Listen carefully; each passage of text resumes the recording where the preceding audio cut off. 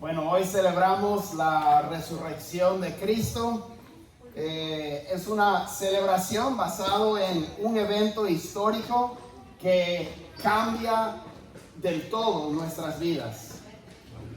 En teoría, cambia nuestras vidas porque realmente depende cómo nosotros respondemos. Porque la pregunta es, ¿realmente crees en la resurrección de Jesús? De repente hay diferentes perspectivas, porque creer es una palabra bastante ambigua, ¿verdad? Por ejemplo, yo puedo preguntar, ¿crees que vuelva a llover hoy? Yo creo. ¿Ya llegó Fernando? Creo. ¿Crees que existe Dios? Creo. ¿Crees que resucitó Jesús? Yo creo. O sea, ¿qué significa el yo creo en tu caso? ¿Verdad? Porque puede significar muchas cosas. Algunos creyeron que Jesús, algunos creen las verdades, o sea, creen que Jesús existió, creen que Jesús murió sobre una cruz, hasta creen que Jesús resucitó de entre los muertos. Eso lo creen con la mente. Asienten, es cierto, eso pasó. Pero hay otras personas que creen eso y reorganizan su vida entera alrededor de esa realidad. Son dos maneras muy distintas de creer. Y esto es muy importante porque cómo crees en la resurrección hace toda la diferencia. ¿Cómo crees en la resurrección hace toda la diferencia? ¿Dónde te encuentras tú en cuanto a creer en la resurrección de Cristo? Y tal vez tendríamos que aclarar qué es lo que queremos decir cuando hablamos de la resurrección de Cristo.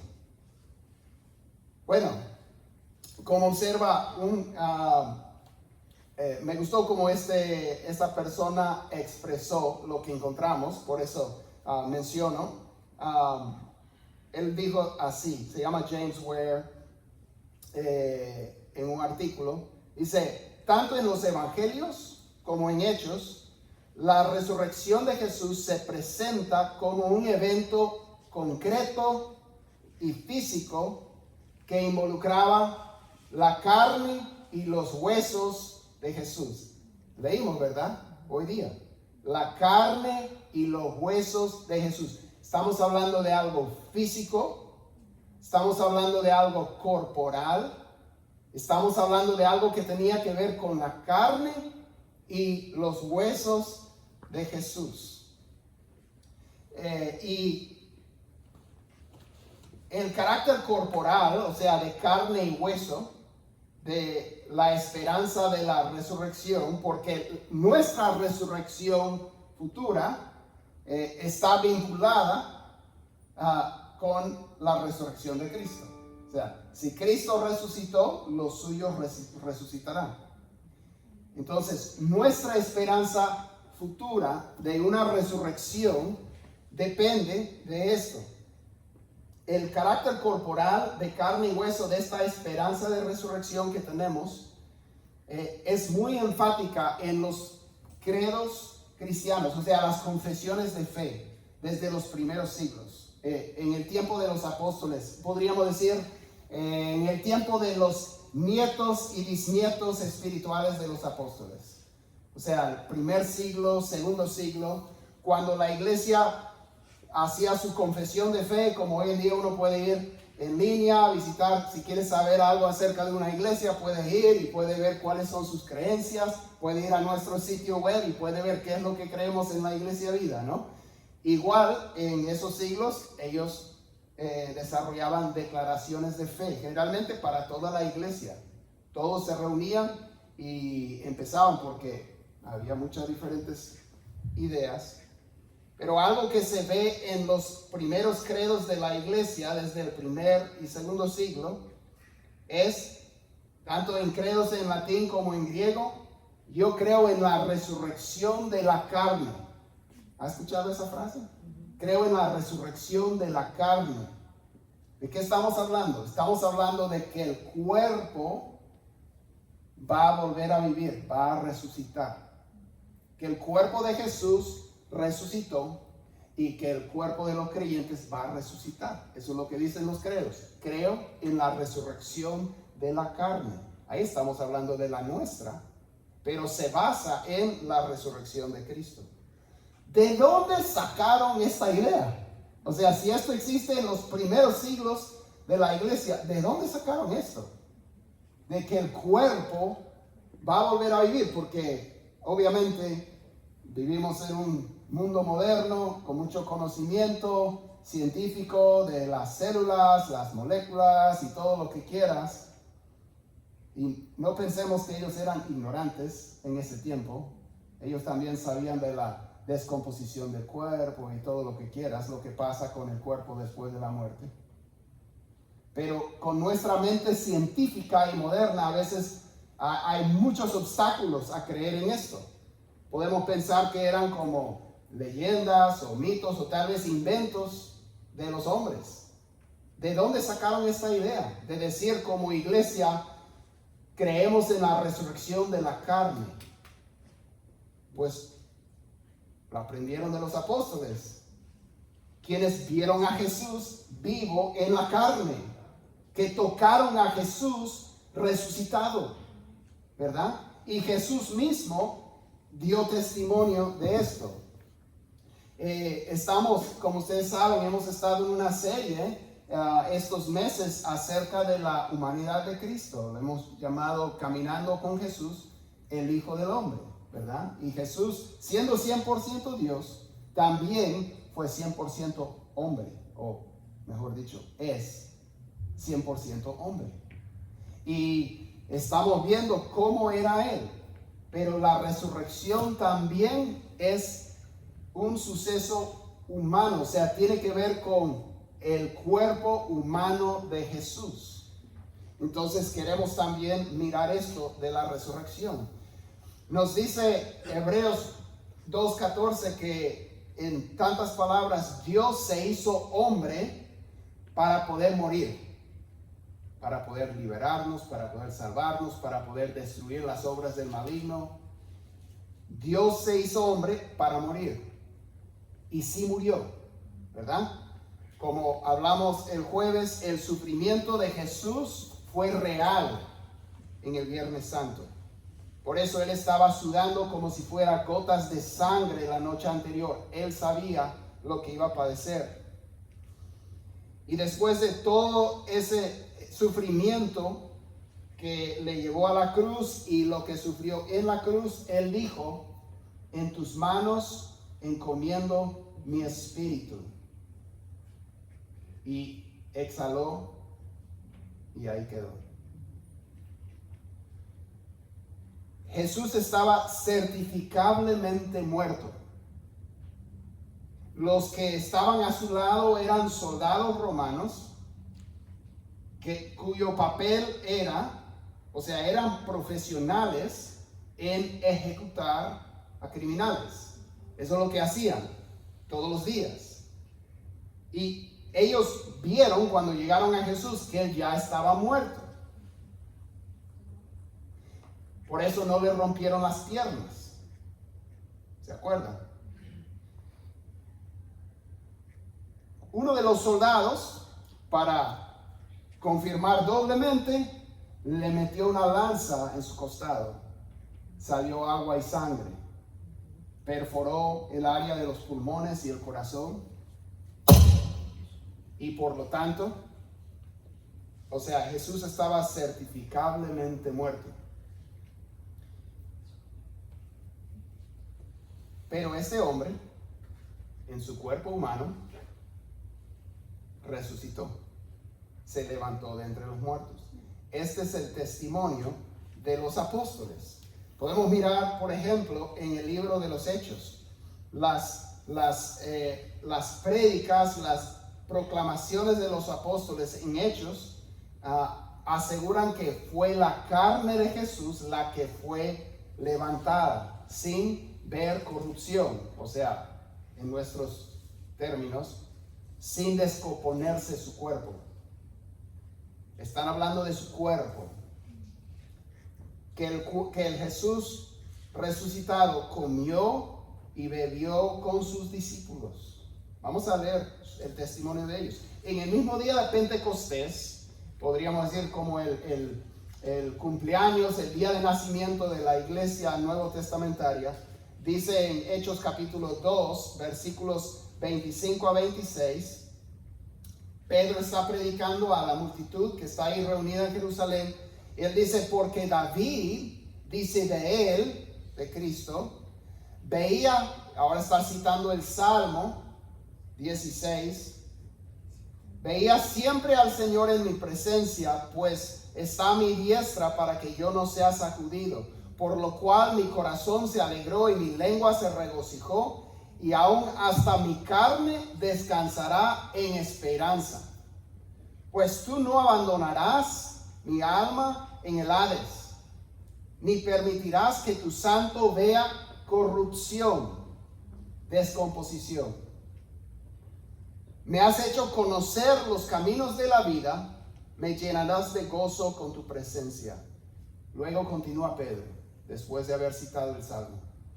Hermanos, del patriarca David les puedo decir con franqueza que murió y fue sepultado, y su sepulcro está entre nosotros hasta el día de hoy.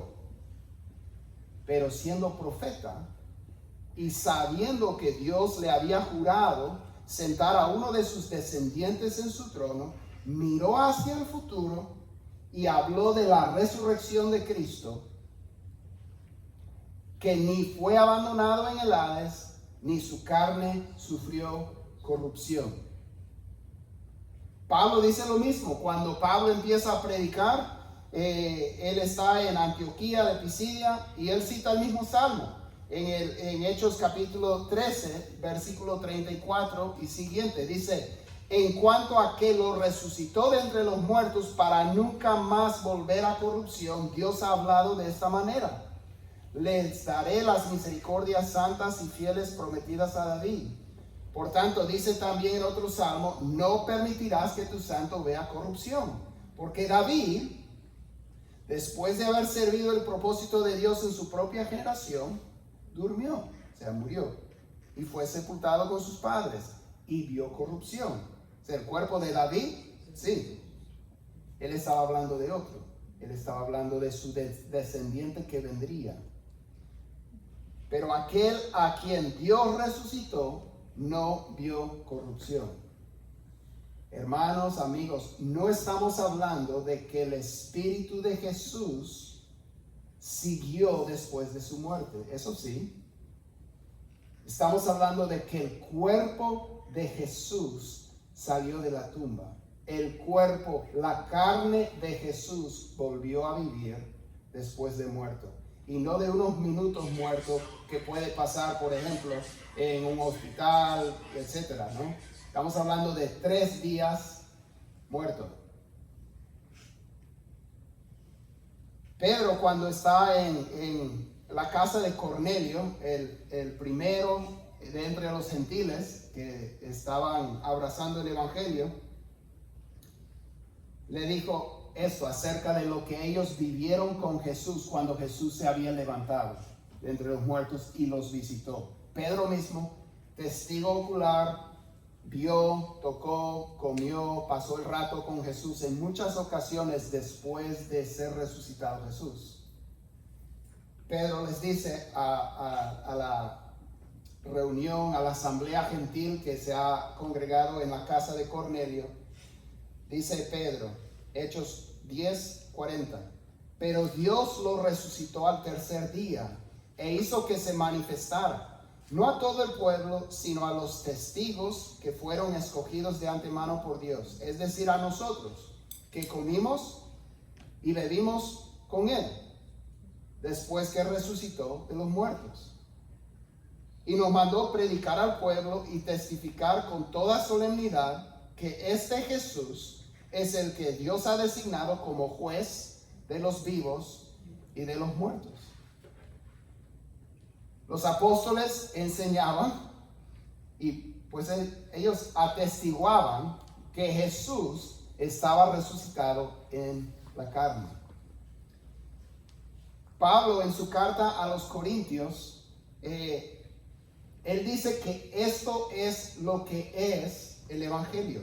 1 Corintios 15, versículos 3 y 4, Pablo dice esto: porque yo les entregué en primer lugar lo mismo que recibí, que Cristo murió por nuestros pecados conforme a las Escrituras, que fue sepultado y que resucitó al tercer día conforme a las Escrituras. O sea, Pablo dice, estas son las buenas nuevas acerca de Jesús. Sabemos que si uno cree el Evangelio, será salvo. ¿Cuál es el Evangelio? Que Cristo murió por nuestros pecados, fue sepultado y resucitó. ¿Qué significa resucitar en el Nuevo Testamento? El cuerpo vuelve a la vida. No como Lázaro, en este caso. Estamos hablando de la resurrección en gloria. Lázaro se levantó, Cristo lo levantó de la muerte, pero Lázaro tuvo que volver a morir. Igual con las personas que Jesús levantaba en el Antiguo Testamento, cuando Dios traía a alguien a la vida otra vez, era a esta misma vida que nosotros experimentamos. Pero como hemos leído en Hechos, Jesús fue levantado, fue resucitado para nunca más ver corrupción. O sea, Él tiene un cuerpo glorificado, un cuerpo real, pero un cuerpo transformado, así como será el nuestro. Pero el Evangelio que tenemos que creer, las buenas nuevas sobre Jesús que nos salvan, son que Jesús murió por nuestros pecados, fue sepultado y resucitó.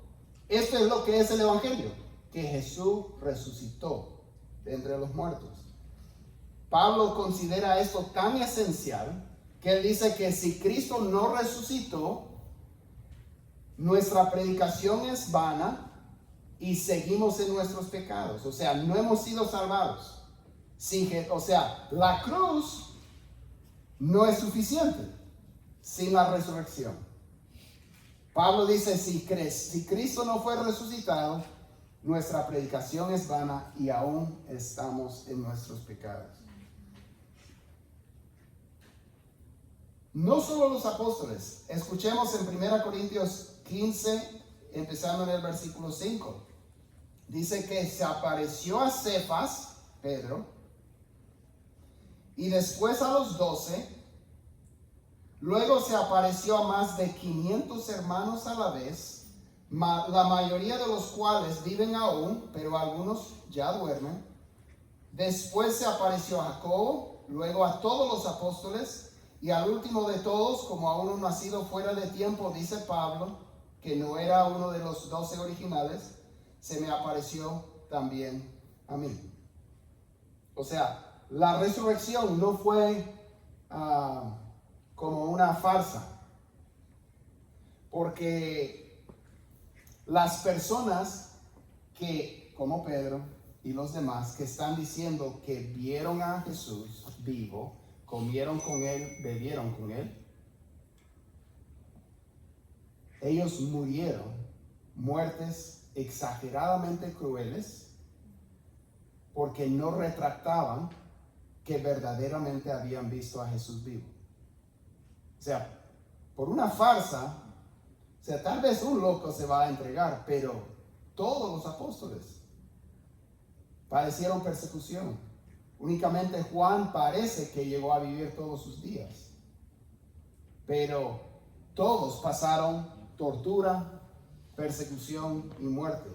Estamos hablando de ser decapitados, apedreados, aserrados por el medio, crucificados, boca arriba, boca abajo, exagerado. Porque ellos decían, no puedo negar, yo lo vi, comí con él, bebí con él. Se apareció, tampoco fue como una alucinación. De repente solo pensaban, ¿verdad? Que vieron a Jesús. 500 personas a la vez no tienen la misma alucinación. Hasta los que están tomando cosas para alucinar, drogas, no ven todo lo mismo. 500 personas. Y Pablo dice, la mayoría de ellos viven aún. O sea, anda, platica con ellos. Verifica por separado el testimonio de cada uno, a ver si coincide. Porque vieron a Jesús vivo en la carne.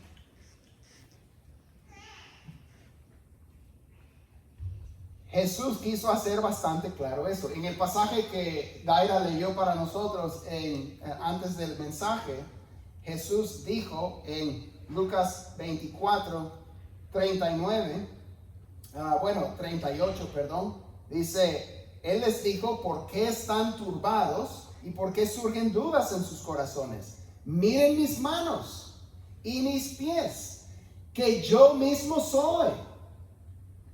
Tóquenme y vean, porque un espíritu no tiene carne ni huesos como ustedes ven que yo tengo. Toquen, van a sentir carne, van a sentir hueso. Soy yo. Después, como estaban todavía como atolondrados, les dije, a ver, ¿tienen algo que comer? Sí, pescado, le dan pescado y él va comiendo, está rico. Le falta un poco de sal, pero está rico, sacando el huesito, la espina, ¿no? O sea, Jesús comiendo delante, no es un espíritu, no es un fantasma, no es solamente como es Cristo vuelto a la vida en carne, pero una nueva vida para ya no ver muerte. Juan 20, el último pasaje que vamos a leer incompleto. Dice Juan 20, 24. Dice Tomás, uno de los 12, llamado el Dídimo, que significa como gemelo, mellizo. Juan 20, 24. Tomás, uno de los 12, llamado el Dídimo, no estaba con ellos cuando Jesús vino. Entonces los otros discípulos le decían, hemos visto al Señor. Pero él les dijo, si no veo en sus manos la señal de los clavos, y meto el dedo en el lugar de los clavos, y ponga la mano en su costado. Qué exagerado ¿no? Sea un poco de compasión. Wow. Si yo no veo en sus manos la señal de los clavos y meto el dedo en el lugar de los... Él quiere sentir que es real, no es como pintura o algo. Quiero meter la mano en el costado, no creeré. 8 días después, sus discípulos estaban otra vez dentro y Tomás con ellos. Estando las puertas cerradas, Jesús vino y se puso en medio de ellos. Su cuerpo es diferente, un cuerpo glorificado. Pero es un cuerpo, y es su cuerpo. Dice, estando las puertas cerradas, Jesús vino y se puso en medio de ellos y dijo, paz a ustedes. Luego dijo a Tomás, acércate tu dedo y mira mis manos. Extiende aquí tu mano y métala en mi costado. No seas incrédulo, sino creyente. Tomás dice, Señor mío y Dios mío.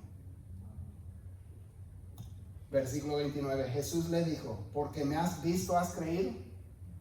Dichosos los que no vieron y sin embargo creyeron.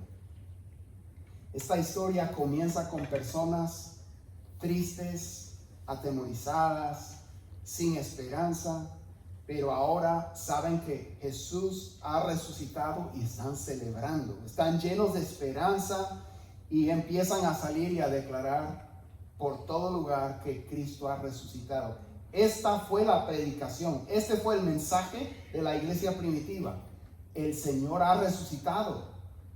Este es el hombre que Dios ha designado para juzgar a los vivos y a los muertos.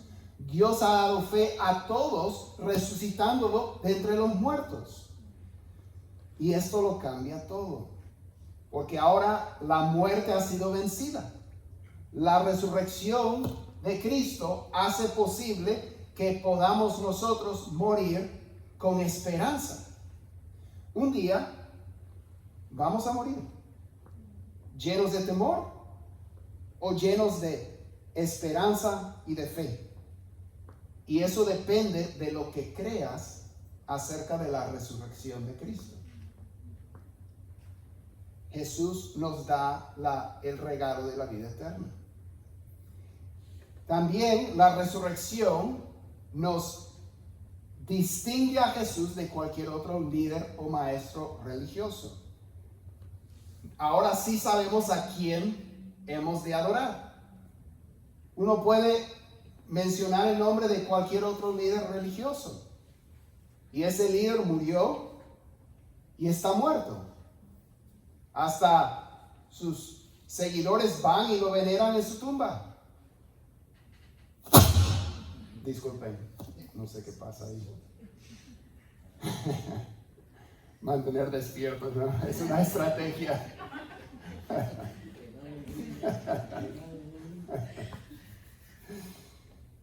Nosotros también visitamos la tumba que de repente fue de Jesús, pero está vacía. Está vacía. Si alguien robó el cuerpo, ¿por qué no produjeron el cuerpo? Para pagar con este movimiento. Si hubieran sido los judíos, si hubieran sido los romanos, lo hubieran hecho. Pero también tu perspectiva sobre la vida cambia. Porque la resurrección de Cristo quiere decir que lo que ocurre después de la muerte importa más que lo que ocurre antes de la muerte. Tenemos que vivir con una perspectiva eterna. Entonces, ¿crees que Jesús resucitó? Creer es una palabra ambigua. ¿Cómo crees? ¿Cómo crees? Es solamente dices, sí, yo asiento, eso ocurrió. Eso es un hecho histórico. Solamente creyendo con la mente. ¿O es algo que tú reorientas tu vida entera como los apóstoles alrededor de esta verdad?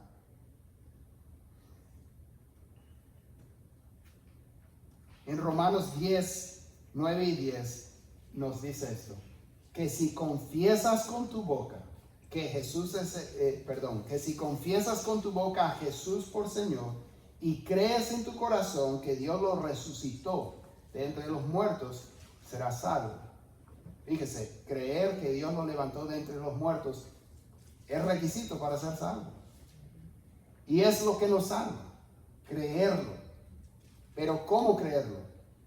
De corazón, no con la mente. Entregando el corazón a Él y a esta verdad. Porque con el corazón se cree para justicia y con la boca se confiesa para salvación. Qué glorioso. Si confiesas con tu boca a Jesús por Señor y crees en tu corazón que Dios lo resucitó de entre los muertos, ¿qué? Serás salvo. Es así de simple. El Evangelio, las buenas nuevas de salvación son así de simple. Creer de corazón que Cristo murió por tus pecados y que resucitó de entre los muertos. Eso es, nada más. Dios no te pide hacer esta cosa, la otra cosa, lo único que te pide. Jesús una vez dijo, esta es la obra de Dios, que crea en aquel que Dios envió. Así de simple. Creer con el corazón, confesar con la boca y serás salvo. Vamos a orar y pedir que Dios nos ayude a examinar cómo nosotros creemos. Señor, gracias te damos por esta tarde en que podamos reflexionar sobre tu gloriosa resurrección. Señor, pedimos que nos ayudes a evaluarnos a cada uno de nosotros, Señor. En 2 Corintios nos dice que nos examinemos si estamos en la fe.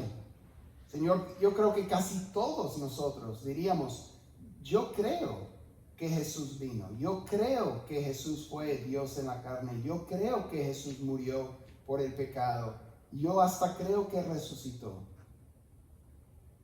Pero Señor, si eso no llega a penetrar nuestro corazón y no le confesamos a Jesús por Señor, de nada nos sirve. Señor, ayúdanos.